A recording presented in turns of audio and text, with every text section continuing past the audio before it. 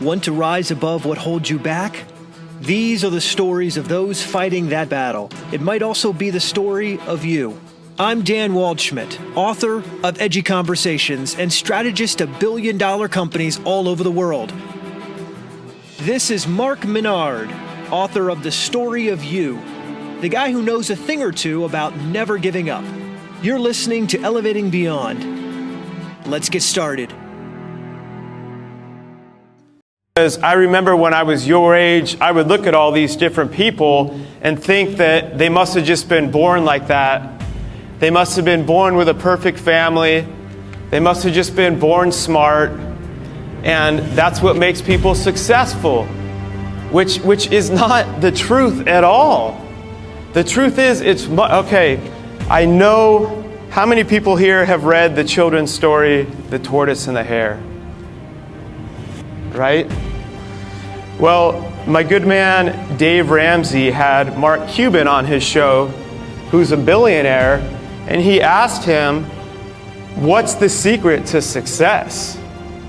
And he told him, I read that book, The Tortoise and the Hare, every year. And he's like, the children's book? He's like, yeah. Every time you read the book, it ends the same way. The tortoise always wins the race. The tortoise wasn't the flashiest. The rabbit should have won it. The rabbit was faster. The rabbit was born. If you were a betting person, and I'm not telling you to start betting on things, but if you were, I would be betting on the rabbit. And Mark Cuban, the billionaire, is saying the reason the tortoise always wins the race is what I'm sharing with all of you is it's about perseverance. That word perseverance, if you continue, it's not how many times you get knocked down, it's how many times you choose to keep getting back up in life.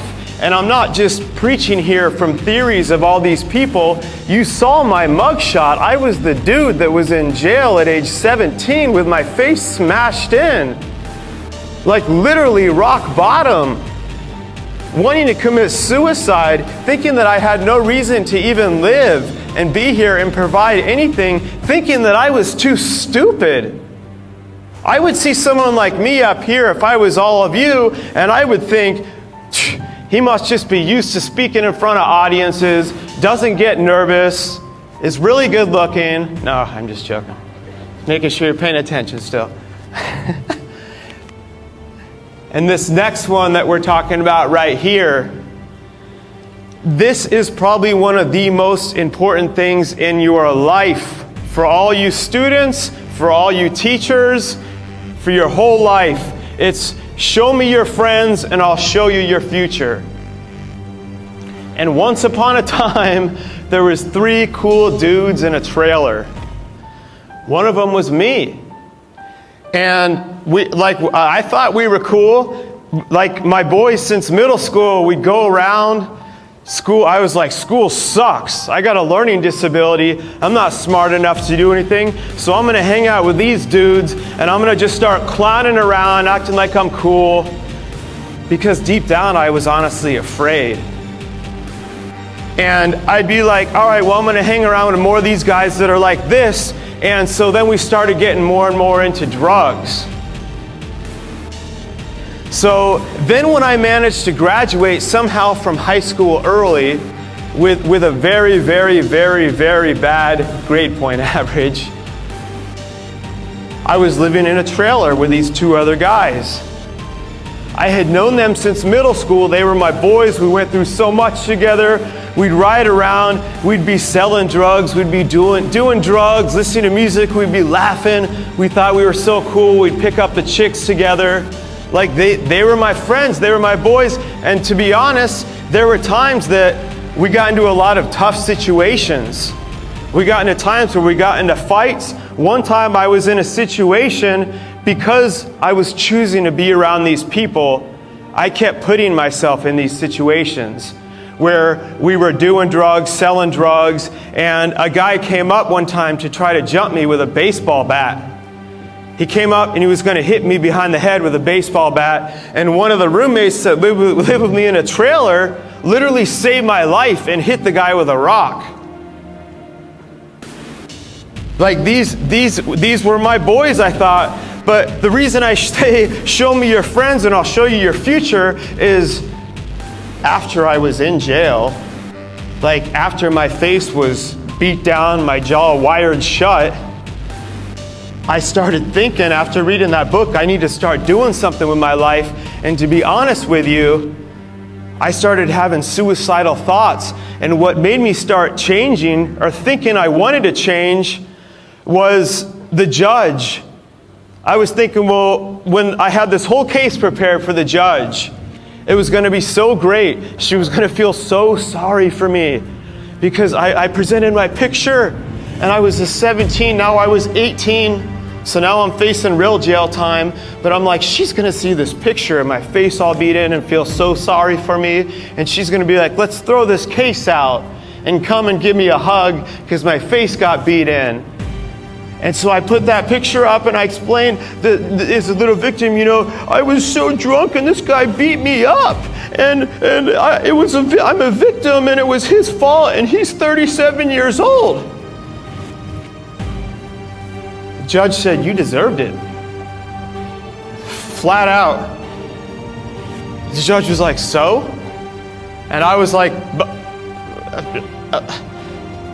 I had nothing to say. She's like, you deserved it, and I'm going to give you the maximum for everything. That's why I got the 500 hours of probation. And what she said was this: what you're doing in your life, the people you're choosing to have in your life, you put yourself in that situation to get beat up like that.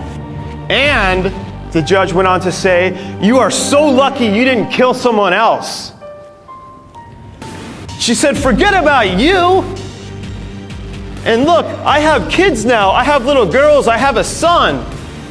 She said, you could have been out there driving drunk like that all the time and smashed into a minivan and killed a whole family. I have a wife and kids. I could have smashed into them and killed my little girls. That was my wake-up call right there. That's what woke me up. I started thinking, I don't want to kill someone else. Like, I don't want to, I was losing control. I was blacking out all the time, and thank God I didn't kill someone else. So when I started thinking I'm going to make a change in my life, and I said, you know what? I'm thinking about applying to college. 3 cool dudes in a trailer, right? They had my back. So I go to my boys and I'm telling them, I'm thinking of going to college, guys. I don't want to kill someone. I want to change my life. I want to get out of this. I'm going to make a change. I can do something. You know what they said? Sell out. Said, you think you're better than us? You think people like us go to college? You think people like us go to college? People like us don't go to college. Oh, you're going to become one of those college boys, Mr. Cool Guy that doesn't talk to us anymore. And we won't hear, and you'll be one of those people. Mark, you know people like us don't go to college. People like us, we're going to work in construction. We're going to do whatever. You're going to keep working as a cook. We're going to keep selling drugs. We'll probably end back up in jail, and that's the way we want to live it. And they'd put this tough front up like, yeah, I'm going down. I'll end up in jail. I don't care, man. I got cousins in there. I'm tough. I'm cool. Deep down, they were terrified. But a lot of times, fear can come out as anger. We're just trying to cover it up. I was there. That was me.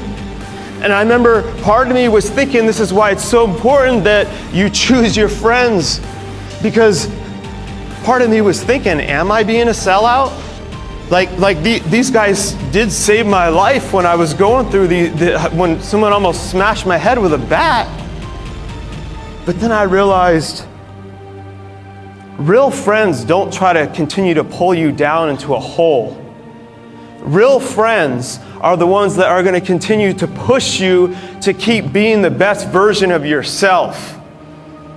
When I told them I was going to college, real friends would have said, that's awesome, Mark. You need to go for it. You need to get out of this. It's good you're going to make a change. I don't want you to go back in jail. Real friends would push you to be the best version of yourself. They're not going to call you a sellout when you're trying to be the best you. So don't you dare worry about trying to please other people and trying to please your friends over pleasing the dream that's in your heart and everything that's possible that you're going to do. Because I could have ended up just like them. Now, I hadn't talked to them for about 10 years. And it was soon after my book was about to be published.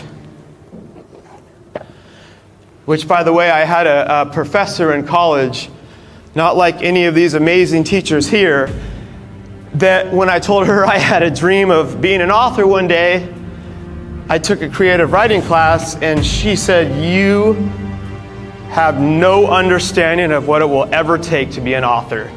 You should just drop this class.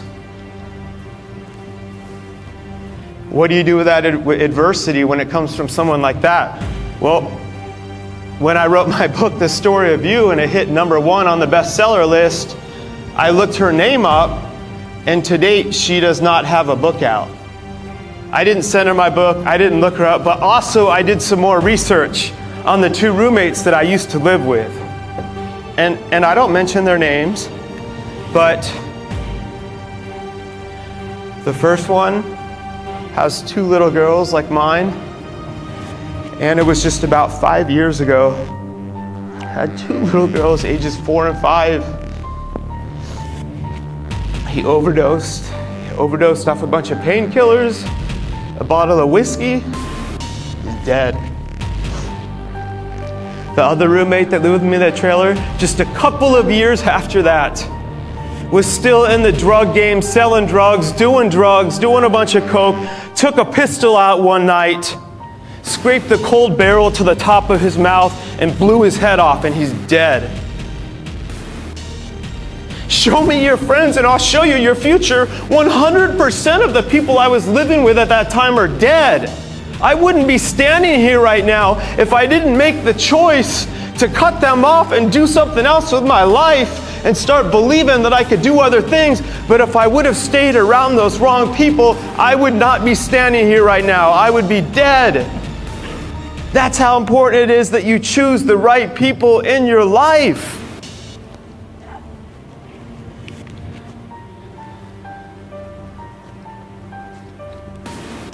Now, there's something else I want to share with all of you too, if we have time. How much time do we have left, actually? Okay, cool. We might have a little surprise. Something that I want to share with all of you too is I have a show called Elevating Beyond. It's a podcast. And it's awesome. I continue to have guests like a lot of people you saw, whether it's NFL players or teachers or authors, and they all share their story behind the story of what they've overcome to get to where they are. And I've also been interviewed on over 200 shows. And by the way, me speaking up here right now, I dropped speech class 3 times in college because I was so terrified just to get up in front of my classroom of 20 people and speak. I dropped it 3 times. I almost didn't graduate because of that. So I want you all to understand that as you continue to go after bigger things in life, that when you get nervous, when you get afraid, that's okay. That does not mean that you shouldn't do it. That means that confidence is like a muscle. The more you continue to build it over time and keep doing things, that's what continues to make it stronger. It is not something you're born with. I was not born with a microphone in my hand and speaking to people like you and walk around. I was the guy that kept my head down in speech class and was like, please don't call me, please don't make me go up there. And I try to run out of there and go to the bathroom. But when I started realizing that I had something to talk about that was going to help other people and that it wasn't about me, then I realized what I'm going to tell you right now. And from being interviewed on over 200 different shows and TV shows and the radio and all that fun stuff, they always ask me, usually, if you could go back in time and talk to your younger self, what would you say?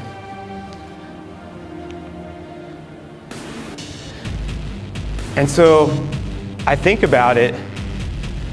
I think about that dude right there, that 17-year-old, with his face all smashed in.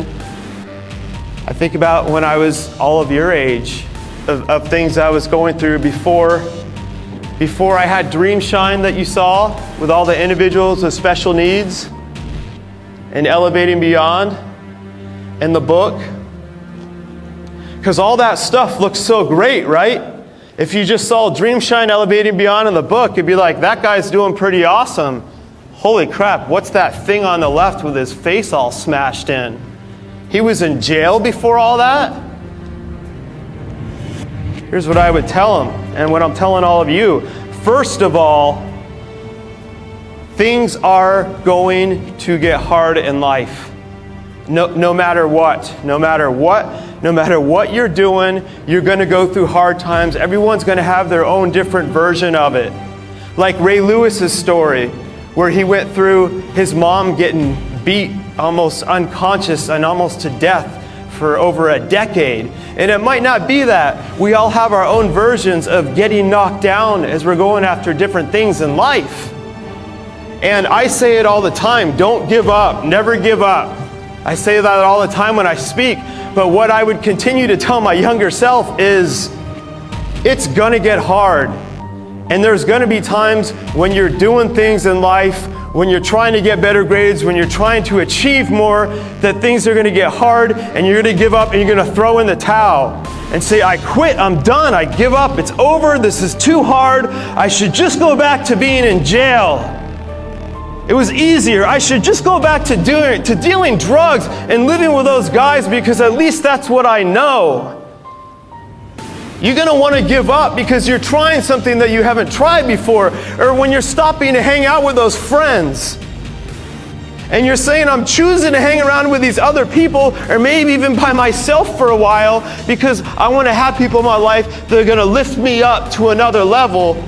And maybe they start making fun of you like those guys did to me, calling me a sellout. You're going to want to give up and go back to that old life. Go back to that life that's easier. Go back to maybe acting out in class, or not listening to the teachers and getting in all kinds of trouble, getting in fights, doing anything you can.